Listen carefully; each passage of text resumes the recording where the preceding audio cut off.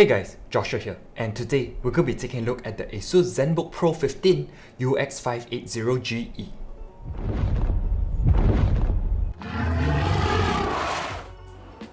This is one of the most beautiful laptops I've seen, and what contributes to this is the deep dive blue color scheme paired with the spun metal finish that they have actually chosen for the Zenbook 15. Pair that with the rose gold edges and beautiful logo, you get a sleek and elegant machine right here. In all honesty, the laptop mostly looks black except when in direct sunlight, where you can actually see blue reflecting off the spun metal or on the inside, but I don't mind it like that because to me black and gold still looks pretty gorgeous. The laptop measures in with a width of 36.5 cm, a depth of 24.1 cm, a height of 1.89 cm and only weighing in at 1.88 kilograms. For the ports on one side, you have an audio jack, micro SD card slot and two USB 3.1 Gen 2 ports, while on the other side is your DC jack, HDMI port and two Thunderbolt 3 USB-C ports. Moving on to the screen, this is a 15.6-inch 4K UHD panel with touchscreen and 100% Adobe RGB color gamut, so this screen is super crisp and clear, be it for editing photos, videos, graphic design work or even just relaxing and watching movies. You won't have anything to worry about when using this screen for professional work because the screen is also Pantone validated. The bezels aren't the thinnest on a laptop, but they aren't so obnoxiously thick that they hinder your viewing experience. The keyboard is a full-size backlit keyboard, and the totally over-the-top thing, they chose to use gold as the backlight for the keyboard just to make it look even more premium and elegant. There's even a fingerprint reader on the bottom right, so a very nice touch. Here comes the most interesting thing about the Zenbook Pro 15. The touchpad, or what ASUS calls the Screenpad, because essentially it is a touchpad built into a smaller screen on the bottom. Let me just take you through what the screen does. Just a quick look at what you can do with the Screenpad. So just swipe down, and from here you can control your music, you can check out your calendar, home, and you get access to things like ASUS gift box, mail, Microsoft Edge, Microsoft Store, your settings, and you even have your calculator. Very cute function if I say so myself, and obviously Spotify.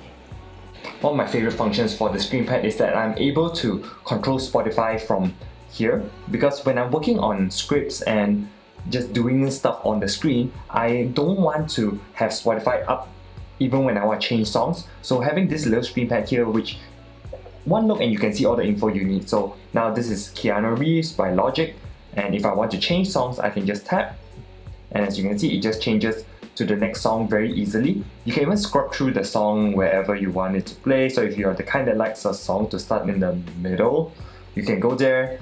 You've got your loop, you've got your shuffle, and also obviously your volume. So yeah, you get all your controls here, and if you want to, you can even just go and check out your own playlist, songs recently played, stuff like that. So very easy, and all the controls are at your fingertips. Definitely a very useful function for me because yeah, like I said, when I'm working on scripts, I really don't want to, change it out. So having this at the bottom here as a secondary screen, yeah, I love it.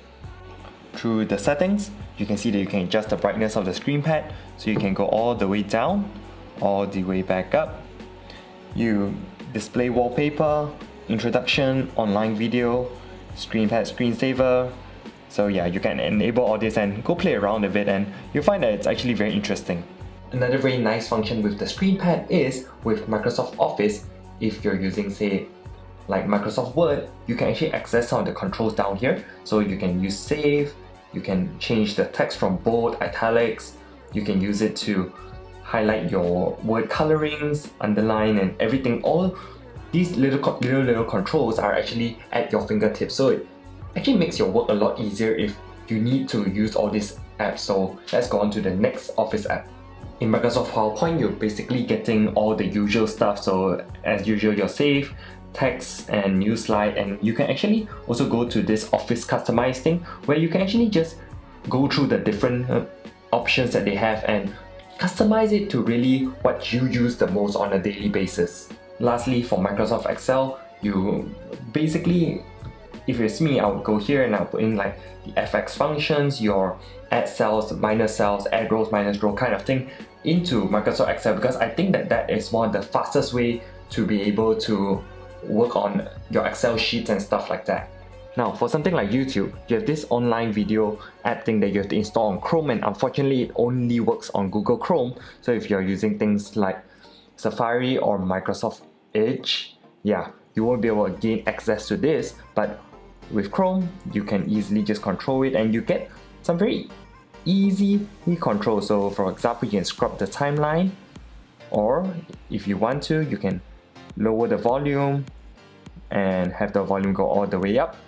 You can even non-full screen it, full screen, pause. Yeah, basically you get a lot of control with this little Screenpad.